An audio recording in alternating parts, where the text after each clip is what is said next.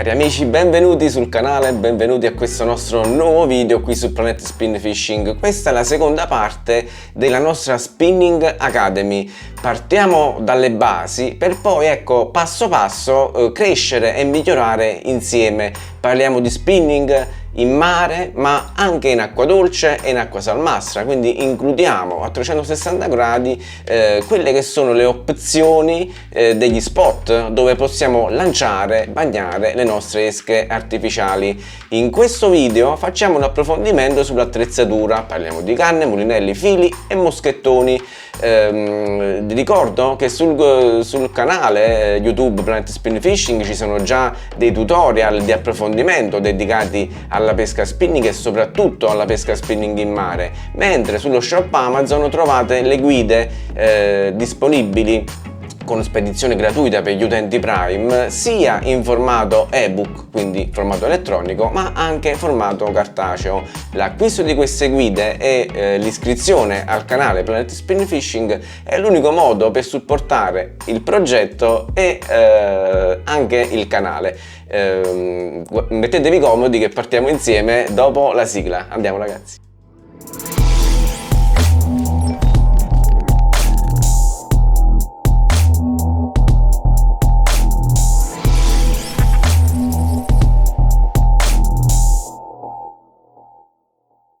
Come sempre in questo video ho realizzato dei documenti a supporto per far meglio comprendere l'argomento di cui trattiamo. Oggi parliamo di attrezzature e includendo a 360 gradi quelli che sono gli spot dove noi possiamo praticare la pesca spinning.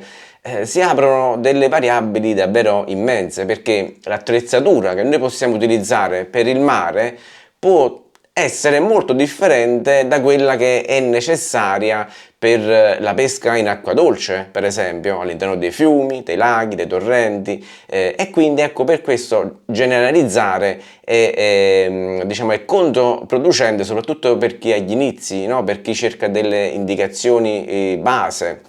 Però una delle domande solite che mi viene fatta tramite i canali social è quello di avere una prima attrezzatura per iniziare, quindi a secondo che sia mare, pesca in acqua salmastra che acqua dolce, diamo delle indicazioni un po' base, a meno che non siano delle tecniche molto selettive, per esempio pesche ultralight oppure pesche a predatori di grosse dimensioni. Quindi restiamo un po' in quello che potrebbe essere definito solitamente uno spinning leggero, uno spinning medio.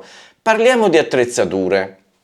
Partiamo come sempre dalla canna, che è un po' croce e delizia di tanti amici che da poco si stanno avvicinando, vorrebbero avvicinarsi alla tecnica. In questa slide, per esempio, ho inserito quelle che sono le misure standard, quelle che potrebbero essere un riferimento per chi inizia. Per quanto riguarda la lunghezza, una canna che va tra i 2,10 m e i 2,40 m sarebbe l'ideale per coprire tante situazioni di pesca con delle attenzioni particolari, ripeto, a meno che non siamo in contesti come piccoli fiumi oppure mare aperto. Però 2,10 m, 2,40 m rappresenta un buon compromesso per quanto riguarda la lunghezza. Parliamo anche di potenza di lancio, come solitamente viene definita, molte volte serigrafata direttamente sulla canna come lure weight, ovvero la capacità di queste canne di lanciare esche di una determinata fascia di grammatura. Indico questo valore come fascia e non un valore ben definito, perché in tante situazioni ci troveremo canne che hanno una potenza di lancio, un lure weight che va da un minimo a un massimo. In questo documento io ho selezionato 7-28 grammi come quella che potrebbe essere definita una potenza media standard, quindi accoppiata alla lunghezza che vi ho detto in precedenza utilizzare una canna per iniziare che ha un lure weight, una potenza di lancio dai 7 grammi fino ai 28 rappresenta un po' una tuttofare, un riferimento che è utile soprattutto per chi inizia. Perché dico questo?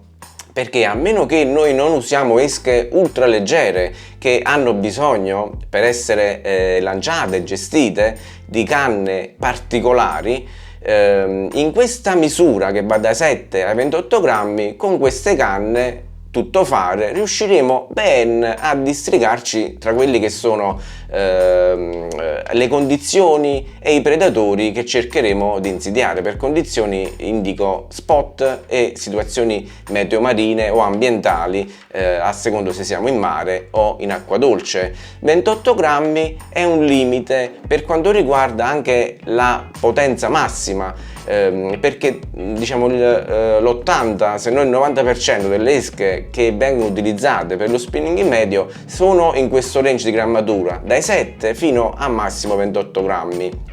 Oltre i 28 grammi avremo bisogno di attrezzature specifiche, quindi canne, mulinelli e fili dedicati a pesche più gravose per predatori importanti, e quindi non vengono contestualizzate in questo nostro articolo, in questo nostro video dedicato ai principianti.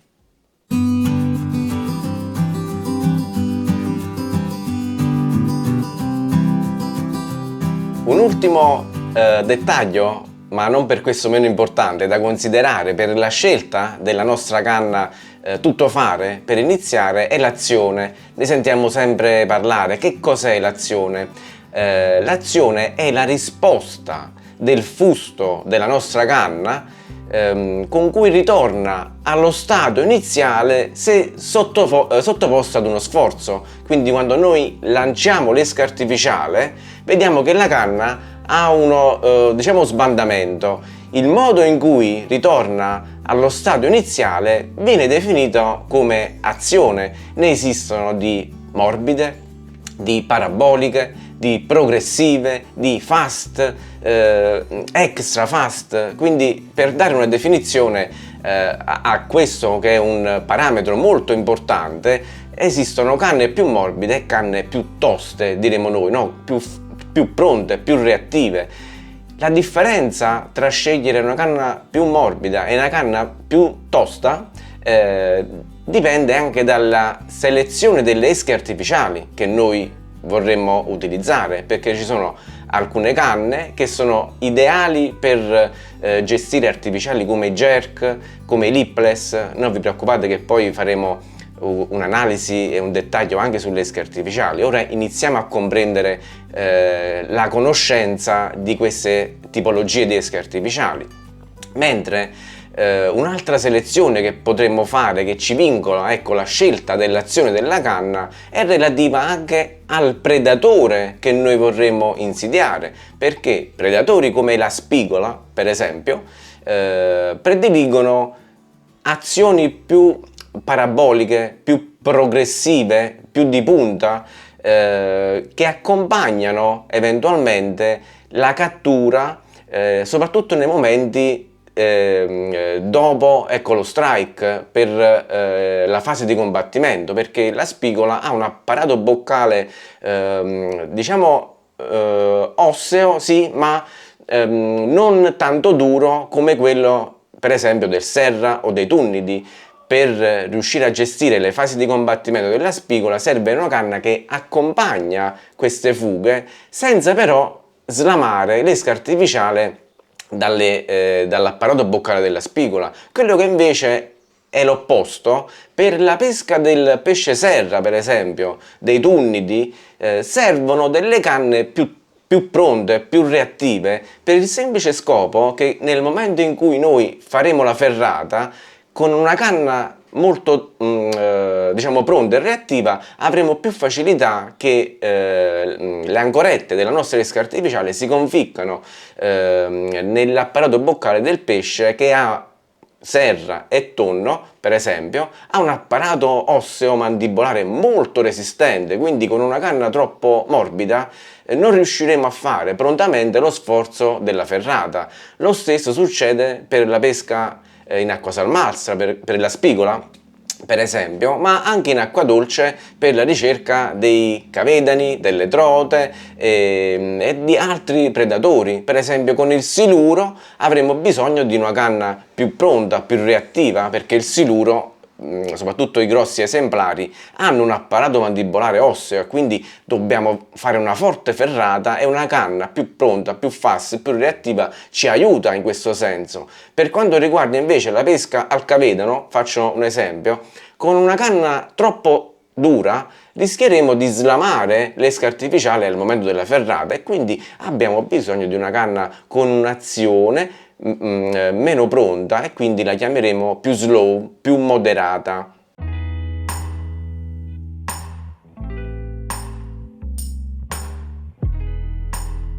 Parliamo adesso del mulinello.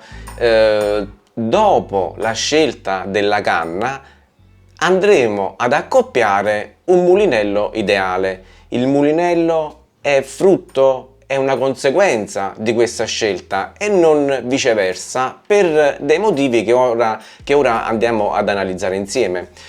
Una volta scelta la nostra canna, che può avere quelle specifiche tecniche che ho detto prima, ci potremo accoppiare un mulinello di taglia che va tra 2.500-3.000 se noi facciamo una pesca tipica in acqua dolce, ma possiamo arrivare anche a taglie 4.000-5.000 per la pesca in mare. Diciamo che ogni brand, come ad esempio Shimano, Daiwa, Tika, e ce ne sono davvero tanti di brand di case produttrici, utilizza degli standard per far comprendere la tipologia, il modello e la grandezza della taglia del mulinello. Quindi, per fare un esempio, un mulinello taglia 3000, parlo per esempio di Shimano, equivale in tanti casi a un mulinello 2000 di casa Daiwa. Quindi dare queste definizioni dipende anche un po' dal brand che noi sceglieremo in fase di acquisto.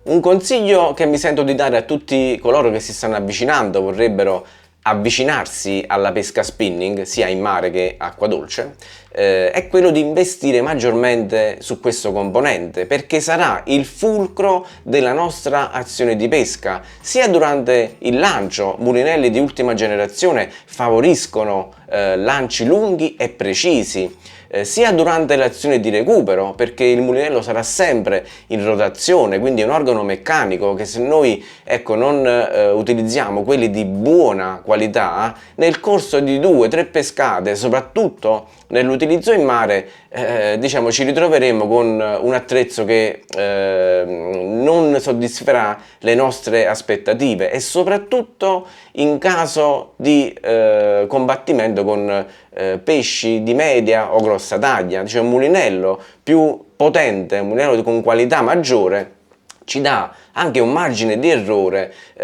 maggiore per limitare i nostri sbagli e portare a guadino le tanto attese catture. Tuttavia, iniziamo anche ad imbastire il discorso sui fili.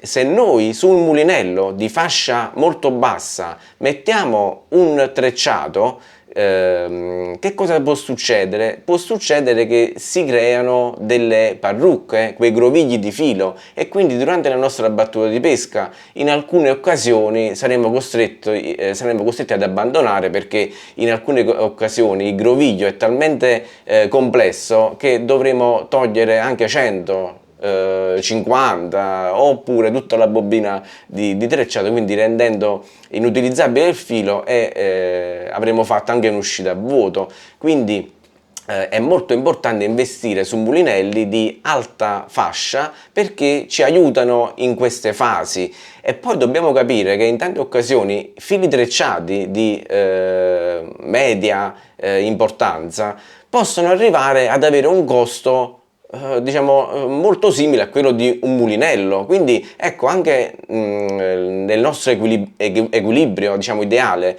per la nostra attrezzatura, diciamo che c'è qualcosa che non va. Quindi lo spinning è equilibrio soprattutto, e quindi iniziamo a districarci in questa soprattutto in questa fase, nella scelta della nostra attrezzatura.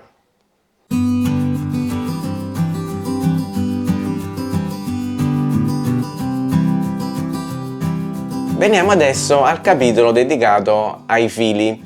Nelle nostre uscite di pesca, a meno che non dobbiamo fare delle tecniche particolari che prediligono l'utilizzo di fili particolari, nelle nostre uscite di pesca ci troveremo a confrontarci con tre tipologie principali di fili: nylon, trecciati e fluorocarbon.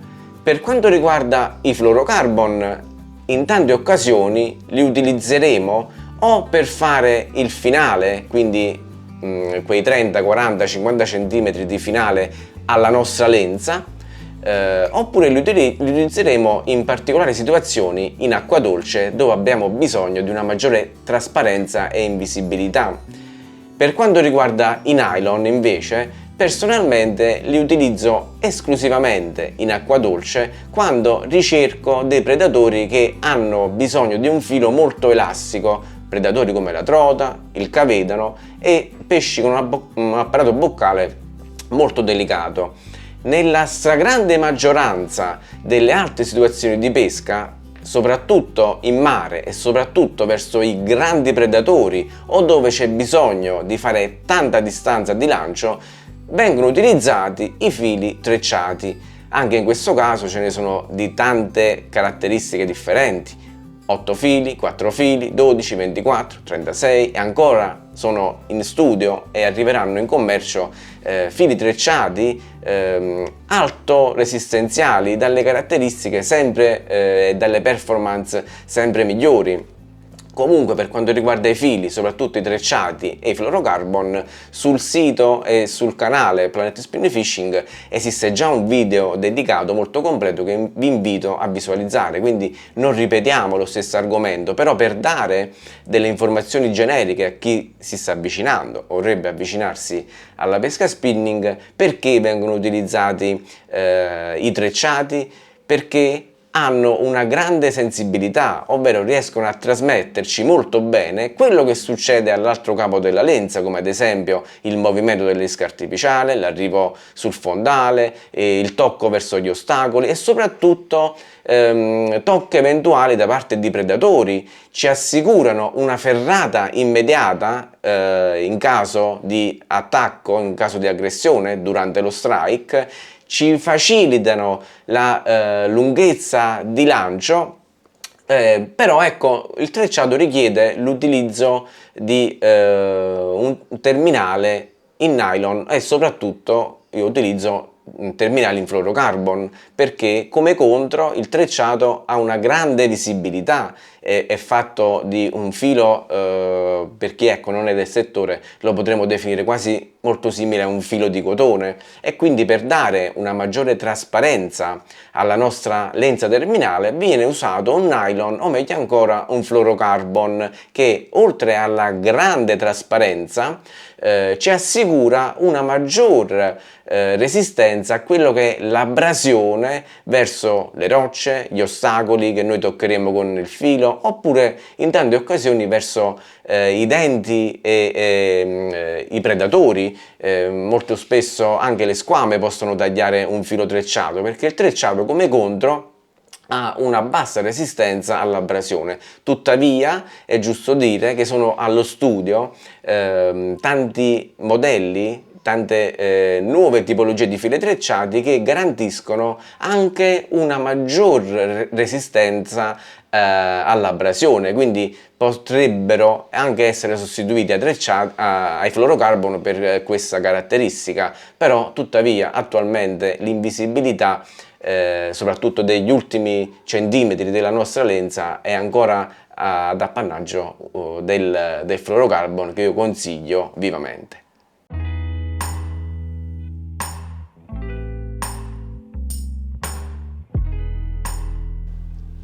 Alla conclusione della nostra lenza terminale, quindi partendo dalla canna e mulinello, il nostro filo, il terminale, alla conclusione troviamo, e io consiglio di utilizzare sempre, un moschettone o come comunemente viene definito lo snap.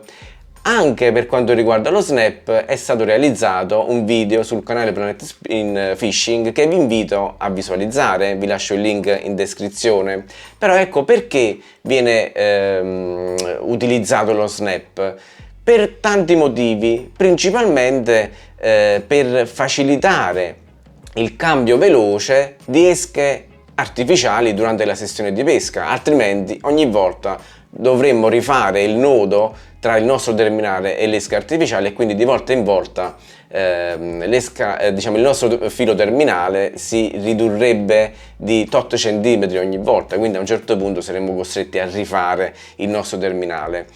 Però nella scelta del moschettone è molto importante la forma ideale, perché ne esistono davvero di tante forme che cambiano a seconda anche delle specifiche tecniche del brand che l'ha costruito e delle caratteristiche che vogliamo andare a ricercare. Quindi la semplice forma dello snap è quella che io consiglio, perché in alcune occasioni anche la forma dello snap, soprattutto quelle più grossolane, ci può modificare il nuoto dell'esca artificiale e inoltre viene anche riconosciuta dal predatore che si avvicina molto smaliziato, come ad esempio la spigola, che se vede qualcosa che non gli garba, ecco, non attacca potrebbe non attaccare la nostra esca artificiale. Molto importante è scegliere la dimensione corretta, il libraggio, la potenza del moschettone.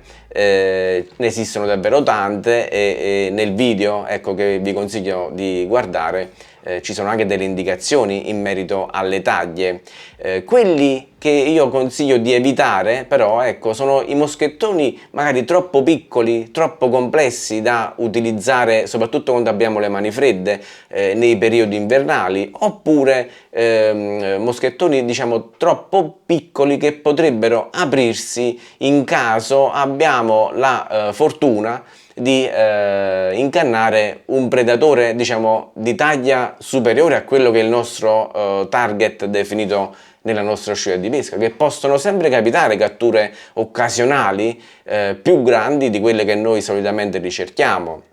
Per cui ecco, fate attenzione anche a questo dettaglio. Infine, molto importante, quando vediamo che il nostro snap si è deteriorato, non chiude bene oppure potrebbe presentare dei segni di ossidazione, il mio consiglio è di non lesinare su questo accessorio e di sostituirlo per evitarci problematiche, soprattutto durante eventuali catture nelle nostre battute di pesca.